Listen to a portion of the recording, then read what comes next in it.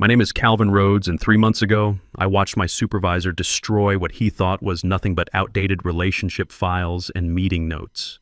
He stood behind my workstation, announced to our entire department that my year of effort was worthless garbage, then pressed delete while 26 people stared. What he actually erased was the foundation holding our company together.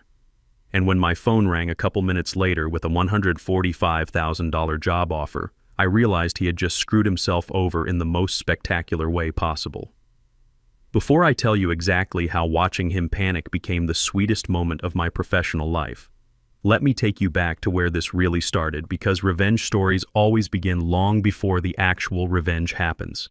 I'm 47 years old, and I've been in this business for 24 years. Started right out of college when I was 23, worked my way up through 3 different firms before landing at Hartwell Analytics in Chicago.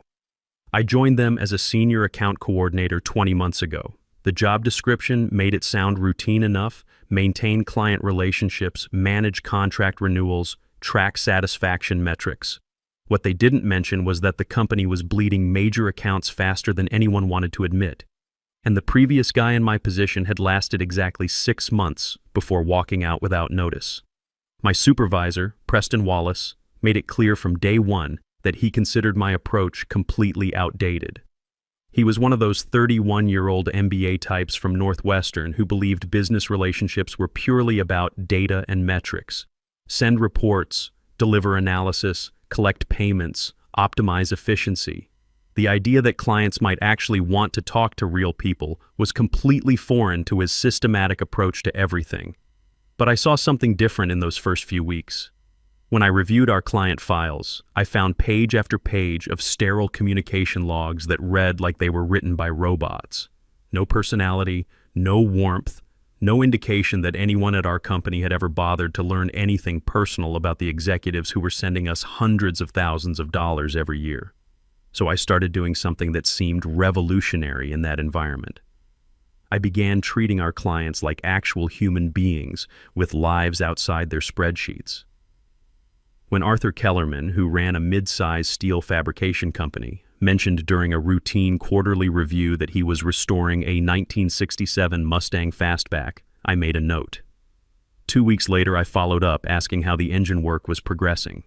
You should have seen how surprised he was that someone actually remembered. He spent half an hour telling me about finding original parts and his weekend trips to car shows. When Patricia Sinclair celebrated her industrial equipment company's 20th anniversary, I sent a personalized message acknowledging the milestone and asking about her expansion plans. She ended up scheduling an additional consultation that brought in $65,000 of unexpected revenue just because someone took the time to remember her business meant something to her. These weren't expensive gestures or elaborate gifts. I simply listened when people shared pieces of their lives, remembered what mattered to them, and followed up in ways that showed I actually cared about their success beyond what they paid us.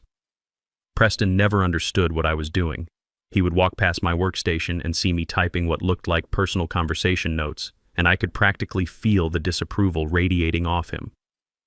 During our monthly reviews, he would flip through my activity reports with this frustrated expression. "Why are you spending 90 minutes on calls that should take 30?" he would ask, tapping his pen against his tablet like he was keeping score. "Efficiency metrics show you're processing fewer interactions per hour than optimal." I tried explaining that longer conversations were building stronger relationships, that clients were specifically requesting to work with me on new projects, that our retention rate had improved by 43% since I started personalizing our approach. But Preston only cared about numbers that fit into his dashboard formulas. What he didn't realize was that I was building something far more valuable than efficient call logs. I was becoming the bridge between our company and the people who actually kept us in business. Howard Brennan, who owned a chain of manufacturing facilities, started calling me directly when he needed anything instead of going through our main number. He told me flat out that he appreciated talking to someone who remembered he was passionate about vintage motorcycles and that his son was studying engineering at Purdue. Stephanie Walsh, whose logistics company was our second largest monthly revenue source, began recommending our services to other companies specifically because she enjoyed our conversations about her weekend fishing trips and her plans for early retirement. Month after month, I watched our client satisfaction scores climb while Preston remained laser-focused on efficiency metrics that completely missed the point. He was measuring how quickly we could process interactions while I was building the loyalty that would determine whether those interactions continued happening at all. The breaking point came during our annual strategic planning meeting. Our CEO, Gerald Hoffman, was reviewing department performance when he mentioned that client retention had reached an all-time high. He specifically praised our relationship management approach and suggested expanding the personal touch strategy across other departments. I watched Preston's face change as the credit for improved retention landed squarely on what he considered my inefficient methods. After the meeting ended, he cornered me near the elevator bank. "I don't know what kind of social hour you're running," he said, his voice tight with barely controlled irritation. "But this company succeeds on professional excellence, not casual conversations about hobbies and personal interests." That's when he assigned me to complete a comprehensive analysis of all client interactions over the past 18 months.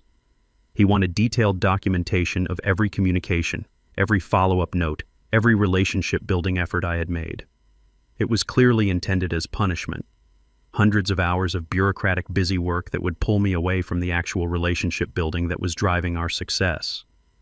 But I approached the analysis project with the same attention to detail that I brought to everything else.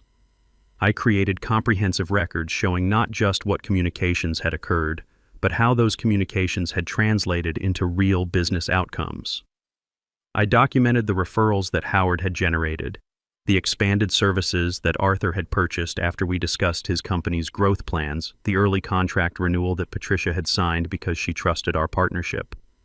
The finished analysis was 18 pages of solid proof that personal attention to client relationships was directly responsible for over $850,000 in additional revenue. Every casual conversation about weekend projects or family updates had strengthened business ties that our competitors couldn't replicate with their generic professional approach. I was proud of that analysis.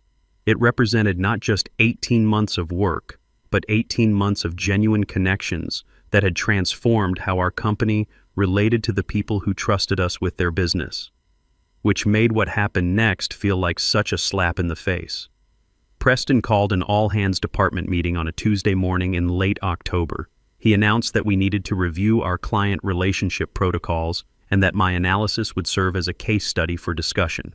I figured he was finally ready to acknowledge that personal attention was driving our improved performance. Boy, was I wrong.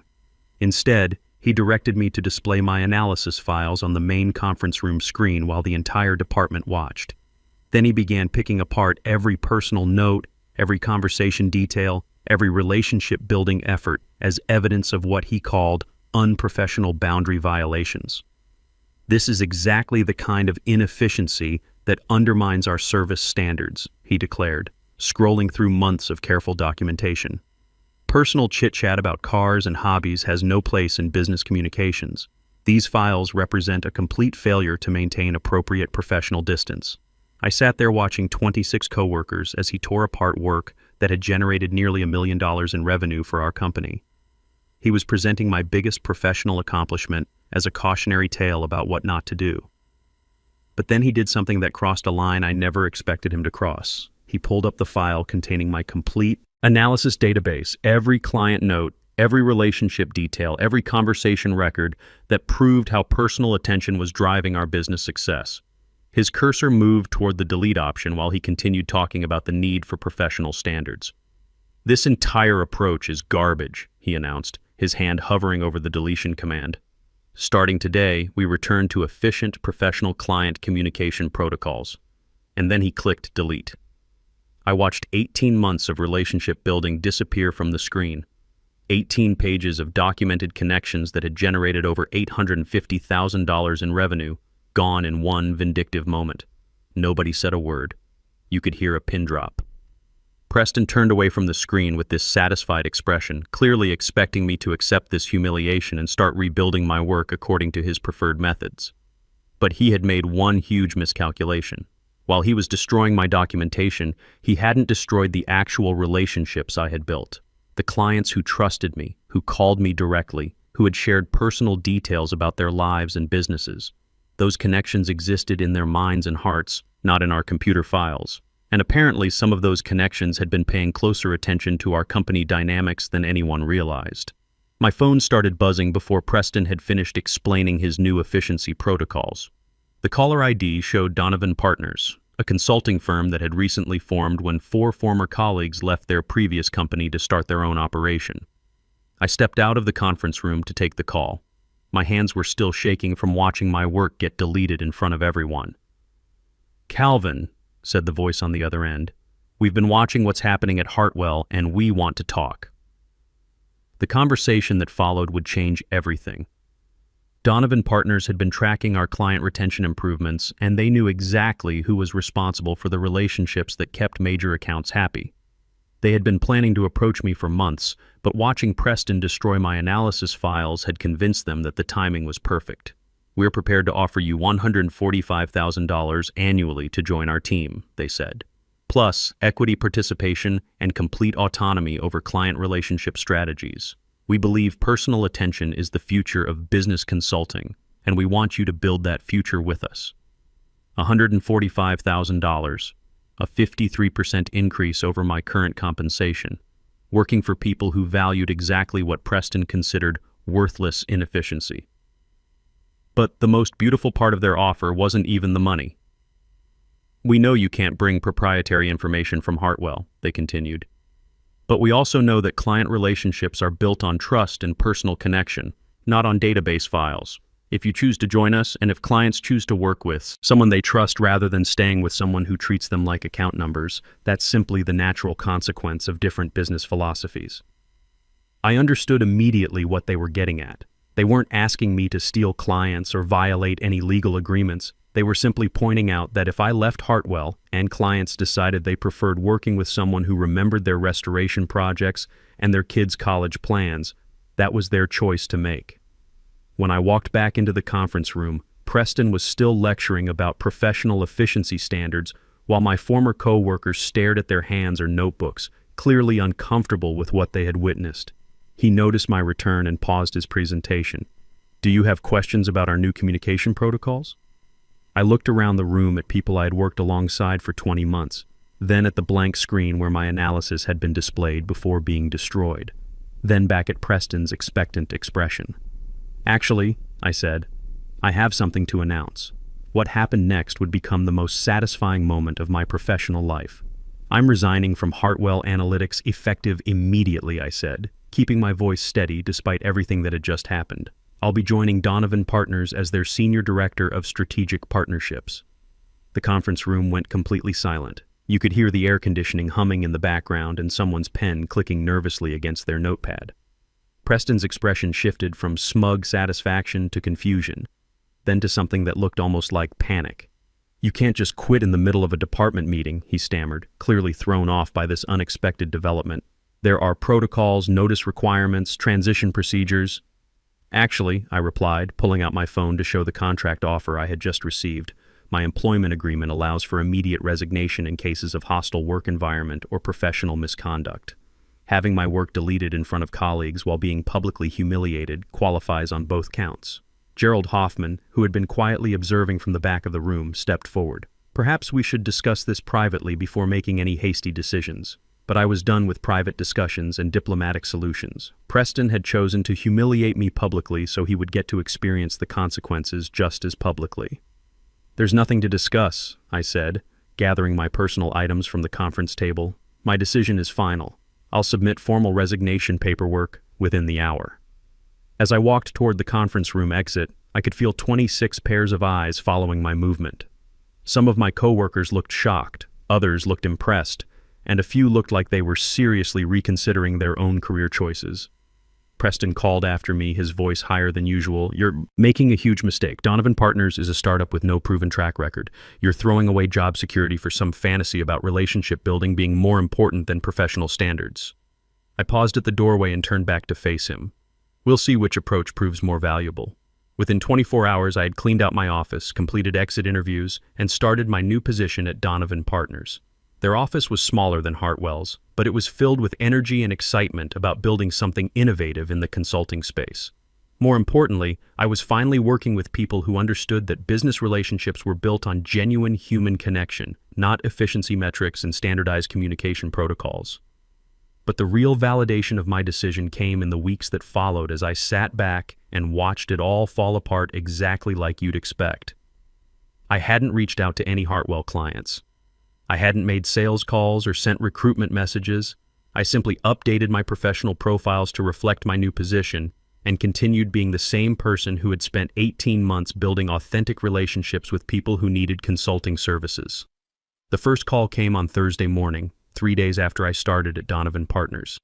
Arthur Kellerman, the manufacturing company owner whose Mustang restoration I had followed, called my new office number directly. "Calvin," he said, "I heard through the professional network that you've moved to a new firm. I wanted to congratulate you and ask about your new company's capabilities." We talked for an hour and a half about his business needs, his expansion plans, and yes, his car's new transmission work. By the end of the conversation, he had scheduled a consultation meeting to discuss transitioning his account to Donovan Partners. The second call came that same afternoon. Patricia Sinclair, whose company anniversary I had celebrated, wanted to discuss her upcoming project needs with someone who understood her business philosophy. "I've been working with consulting firms for 15 years, she told me, "and you're the first person who ever made me feel like my company mattered beyond the invoice amount. If you're offering the same personal attention at your new firm, I'm interested in making a change." By the end of my first week at Donovan Partners, I had received calls from 7 former Hartwell clients, not because I had solicited them, but because they preferred working with someone who treated them as individuals rather than account numbers. Meanwhile, back at Hartwell Analytics, Preston was starting to realize what he had actually deleted when he destroyed my relationship-building documentation. I heard about his growing panic through mutual connections in the professional community. Apparently, he had tried to reach out to major clients for routine check-ins, only to discover that many of them were no longer interested in continuing their contracts. When he called Arthur to schedule his quarterly review, Arthur politely informed him that he was exploring other consulting options and would not be renewing his annual agreement. When he contacted Patricia about upcoming project needs, Patricia explained that she had found a consulting partner who better understood her business values. One by one, the clients I had spent 18 months building relationships with were making the choice to work with someone who remembered their personal interests, their business challenges, and their individual communication preferences. Preston had believed that client loyalty was tied to Hartwell's brand reputation and service quality. Turns out he was dead wrong about that. Client loyalty was actually tied to the personal connections that made people feel valued and understood. Howard Brennan, the manufacturing facilities owner who had always called me directly, didn't even bother with a formal explanation. He simply stopped returning Preston's calls and had his assistant redirect all communication requests to my new number at Donovan Partners. Stephanie Walsh, whose logistics company was such a major revenue source, was more direct. According to someone who was still working at Hartwell, she had told Preston flat out that she was following me to Donovan Partners because she valued working with someone who understood that business relationships weren't just about spreadsheets and efficiency metrics. By the end of my first month at Donovan Partners, 9 former Hartwell clients had either switched to our firm or initiated conversations about potential transitions. These weren't small accounts either. They represented over 60% of Hartwell's annual revenue. I wasn't actively recruiting them. I was simply being available when they called, remembering details about their lives and businesses, and providing the same personal attention that had built our relationships in the first place. Donovan Partners was growing faster than their most optimistic projections, while Hartwell Analytics was experiencing what you could only describe as a complete meltdown. The most satisfying part wasn't the money or the professional success, though both were incredible. The most satisfying part was knowing that Preston had created this entire situation himself through his stubborn refusal to value what clients actually wanted. He could have supported my relationship-building approach. He could have learned from the improved retention rates and client satisfaction scores. He could have recognized that personal attention was generating measurable business results. Instead, he had chosen to publicly humiliate me and delete work that represented nearly $1 million in client loyalty, apparently believing that his efficiency-focused philosophy was more important than actual evidence of what worked. 2 months after my departure, I heard through professional networks that Gerald Hoffman had called an emergency board meeting to address what they were calling a client retention crisis. Hartwell Analytics was facing the possibility of major layoffs, reduced operations, and potentially merging with a larger firm just to survive the revenue loss. Preston, who had been so confident about his professional standards and efficiency metrics, was now scrambling to explain how the company had lost most of its major accounts within 8 weeks of my departure. According to sources who were still working there, he had initially tried to blame my departure for the client defections, arguing that I had somehow violated ethical standards or poisoned client relationships to steal accounts. But the timeline didn't support his accusations at all. Clients weren't leaving immediately after I resigned. They were leaving after attempting to maintain relationships with Preston's new efficiency-focused approach, and discovering that they much preferred working with people who treated them as individuals rather than account numbers. The board investigation revealed exactly what I could have told them months earlier. Clients choose consulting partners based on trust, communication quality, and feeling valued, not on how quickly their calls get processed or how efficiently their concerns get categorized into spreadsheet cells. Preston had spent 18 months dismissing relationship building as inefficient social hour conversation, and now he was facing the consequences of that philosophy in the form of client defections that threatened the entire company's survival. 3 months after my departure, I received the call that made this whole story complete. Gerald Hoffman contacted me personally to discuss what he called a potential partnership opportunity. He wanted to know if Donovan Partners would be interested in acquiring Hartwell's remaining client accounts and possibly hiring some of their staff during what he described as a strategic restructuring process. The company that had considered my relationship-building approach inefficient garbage was now hoping to sell their remaining assets to the firm that had been built on exactly the principles Preston had rejected. During our conversation, Gerald mentioned that they were also reevaluating leadership approaches in their client relations department. Reading between the lines, it was pretty clear that Preston's position was no longer secure. "I have to ask," Gerald said toward the end of our call, "what would it take to bring you back to Hartwell as Director of Client Relations? We're prepared to offer significant compensation increases and complete autonomy over relationship management strategies." The irony was incredible. 3 months after watching my work get deleted in front of my colleagues, I was being recruited back to implement exactly the same approach at a much higher salary with complete authority over the department that had rejected my methods. But I had no interest in returning to work for people who had only learned to value my approach after losing millions of dollars in revenue. "I appreciate the offer," I told him, "but I'm very happy with my current position." Donovan Partners understood the value of personal client relationships from day one rather than having to learn it through crisis. 6 months after leaving Hartwell Analytics, I was promoted to partner at Donovan Partners with equity participation and responsibility for expanding our client relationship philosophy across multiple service lines. The clients who had followed me from Hartwell became the foundation for our most successful year in company history. Meanwhile, Hartwell Analytics underwent the strategic restructuring that Gerald had mentioned. They laid off 35% of their staff, sold their prime downtown office space, and ultimately merged with a competitor who valued efficiency metrics over personal relationships. Preston was not retained during the merger. I learned about his departure through LinkedIn updates and professional network conversations. According to former colleagues, he had spent his final months at Hartwell trying to rebuild client relationships using the same impersonal approach that had caused the crisis in the first place. He apparently never understood that the problem wasn't his communication skills or technical knowledge. The problem was his fundamental belief that business relationships should be purely transactional. The last update I heard about his situation came from a mutual professional contact who mentioned that he was having difficulty finding comparable positions because his most recent role had ended during a major client retention crisis. Potential employers were understandably concerned about hiring someone whose management approach had contributed to such significant revenue loss, especially for client-facing roles where relationship building was considered essential. Looking back, Preston did me the biggest favor of my career when he deleted those files. He forced me into a situation where I had to prove the value of everything I believed about business relationships, and it turned out I was absolutely right. Sometimes the best thing that can happen is having someone show you exactly who they really are and what they really think of your work. It gives you perfect clarity about whether you're in the right place or if it's time to move on to somewhere that actually values what you bring to the table.